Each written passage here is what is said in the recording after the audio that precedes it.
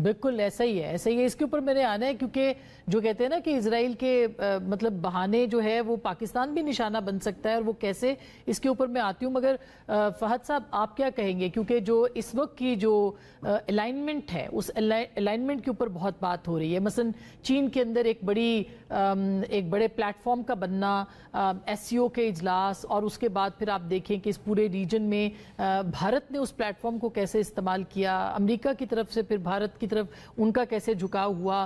क्या आपको लगता है कि ये एक पाकिस्तान के लिए हालात मुश्किल होने जा रहे हैं कि आपने सिलेक्ट करना है कि कहां पे आप खड़े होंगे, क्योंकि ये एक नई सफबंदी नजर आ रही है इस वक्त? जी अनम्यूट कर लें फाज साहब, अनम्यूट कर लें जी। शुक्रिया असमा। एक तो इसके देखिए दो पहलू हैं। जी। एक तो इसका सफारती पहलू है जिसका भी आपने जिक्र किया, दूसरा इसका मिलिट्री एंगल है जो अभी एयर मार्शल साहब और जो है वो डॉक्टर सैयद मोहम्मद अली साहब भी बात कर रहे थे। मैं जरा मिलिट्री पॉइंट एंगल को जरा थोड़ा सा दोस्त का नुक्ते आपके सामने रख दूं, क्योंकि जो कुछ ये हुआ है कल दोहा कतर में, इससे ये बिल्कुल साबित हो रहा है कि हम किसी के ऊपर डिपेंड नहीं कर सकते। यानी अल्टीमेटली तो हमने तो अपने एंगल से देखना है कि हमें इससे क्या खतरा है, हम क्या सबक सीख सकते हैं। जो पहला सबक बिल्कुल क्लियरली हमें नजर आ रहा है वो ये है कि अगर कोई ऐसा मुल्क है जिसके पास मिलिट्री कैपेबिलिटी भी है और उसके पास एक सुपर पावर की बैकिंग भी है, तो उसको इंटरनेशनल ऑर्डर जो है वो किसी भी चीज, किसी भी कानून को तोड़ने से नहीं रोक सकता। ये लॉ ऑफ द जंगल हमें नजर आ रहा है।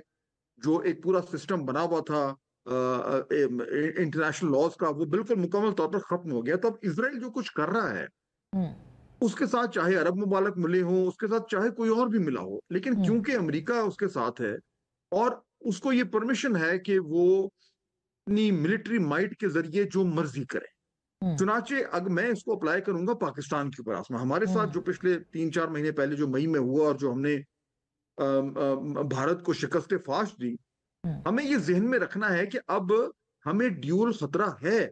इसराइल और इंडिया का जो आपस में गठजोड़ है वो तो डाका छुपा है नहीं, वो तो क्लियर हो गया था बिल्कुल। मई में। पॉइंट इज कि अगर अगर कोई ऐसी सिचुएशन डेवलप होती है जहां पे पाकिस्तान को एक क्लियरली एक थ्रेट के तौर पर देखा जाता है, तो फिर हमने अपनी हिफाजत खुद करनी है। ना हमने गल्फ कंट्रीज पर डिपेंड करना है, ना हमने अमेरिका पर डिपेंड करना है, ना हमने किसी और पे करना है। क्या हम उस पोजीशन में हैं? और अगर नहीं है तो हमें क्या करने की जरूरत है?